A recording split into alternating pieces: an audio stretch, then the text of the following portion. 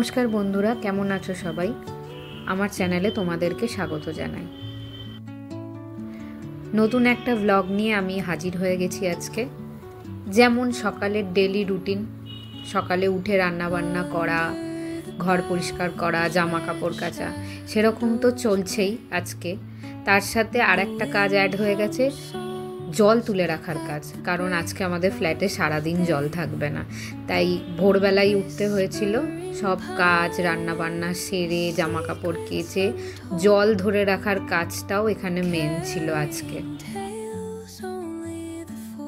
বিয়ের আগে আমি আমার নিজের বাড়িতে থাকতাম, মানে বাবার নিজের বাড়ি ছিল, দোতলা বাড়ি। আশেপাশে পাড়া প্রতিবেশীরা ছিল। যখন বাড়িতে জলের কোনো সমস্যা হতো তখন পাড়ার টাইম কলের জল থেকে জল তুলে আনা, পাড়ার বন্ধু বান্ধবদের সাথে খেলা, কাকু কাকিমাদের সাথে কথা বলা, গল্প করা, একটা আলাদাই কালচার ছিল। তাই বিয়ের পর যখন ফ্ল্যাটে এলাম খুব ঘরবন্দি লাগতো, কেউ কথা বলতো না। আর আমাদের ফ্ল্যাটে একটা কালচার আছে, যে প্রথমে নতুন আসবে তার সাথে কেউ প্রথমে কথা বলবে না।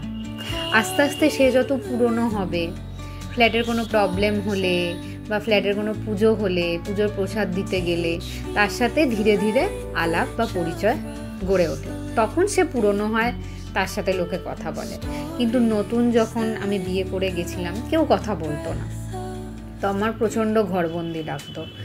এই যারা ফ্ল্যাট মানে আগে বাড়িতে থাকতো তারপর যারা ফ্ল্যাটে শিফট হয় তাদের এইটা খুব মানে রোগ বা অসুবিধার কারণ। আমি তাই জন্য বিয়ের পর প্রায় বাপের বাড়ি চলে যেতাম, কারণ আমার ফ্ল্যাটে মন লাগতো না। আর আজ বিয়ের 7 বছর কমপ্লিট হলো। এখন আর বাড়িতে গিয়ে বাড়ির পাড়ার প্রতিবেশীদের লোকেদের সাথে কথা বলতে ইচ্ছে হয় না, কারণ ফ্ল্যাটের লোকেরাই আমার কাছে এখন আপন হয়ে গেছে। ফ্ল্যাটটা আমাদের পুরো ফ্যামিলির মতো। কারোর কোনো অসুবিধা হলে তারা আসে, ঝগড়া হলেও আশেপাশের লোকরা ছুটে আসে। কিন্তু প্রথম দিকে ফ্ল্যাটে থাকতে অসুবিধা হতো। এখন আমরা লোডশেডিং হলে ফ্ল্যাটের কাকু কাকিমারা, দাদা বৌদি, ওপরের মানে আমার অনেক বন্ধু বান্ধব হয়েছে, তাদের সাথে বসে আড্ডা মারি, ছাদে গিয়ে আড্ডা মারি। তাদেরও ছোট ছোট ছেলে মেয়ে আছে, আমার মেয়েও তাদের সাথে খেলে। এটাই মজা, থাকতে থাকতে অভ্যেস হয়ে যায়। কিন্তু প্রথম দিকে সত্যিই খুব কষ্ট হতো। এটা সবাই ফিল করতে পারবে যারা বাড়ি ছেড়ে ফ্ল্যাটে শিফট হয়েছে। আর বাবার জন্য ডিম পাউরুটি রেডি, টিমের দুপুরের ডিম সেদ্ধ রেডি। আর এখানে আমি জল তুলে রেখেছি, রান্নাঘর পরিষ্কার হয়ে গেছে, সাথে জামা কাপড় কেচে মেলেও দিয়েছিলাম। আমিও টিমের মতো মিল্কশেক খাচ্ছি।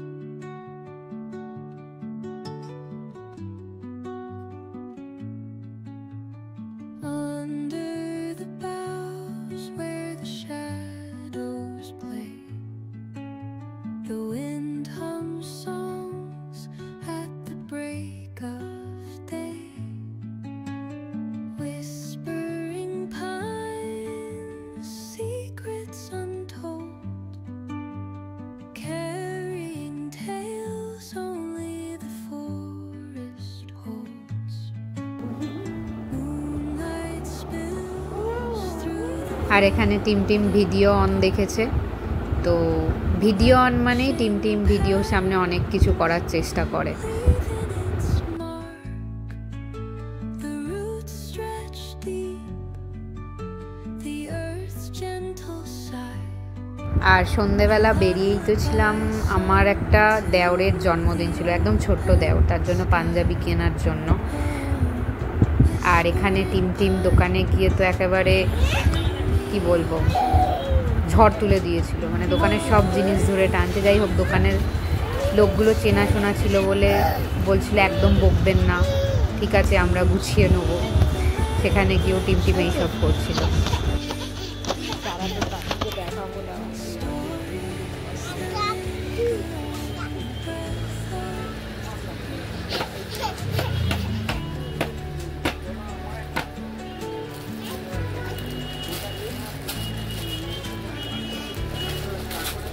তারপর এখান থেকে সাডেন প্ল্যান হলো শকুন্তলা কালী পুজো দেখতে যাব।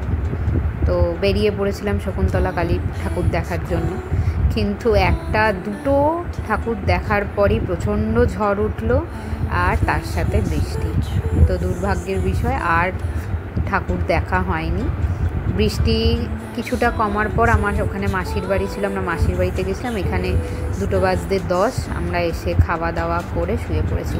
আর এই ভিডিওটার ভয়েস আসেনি, আমি বলতে চাইছিলাম ভালো লাগলে লাইক, শেয়ার অ্যান্ড সাবস্ক্রাইব করবেন।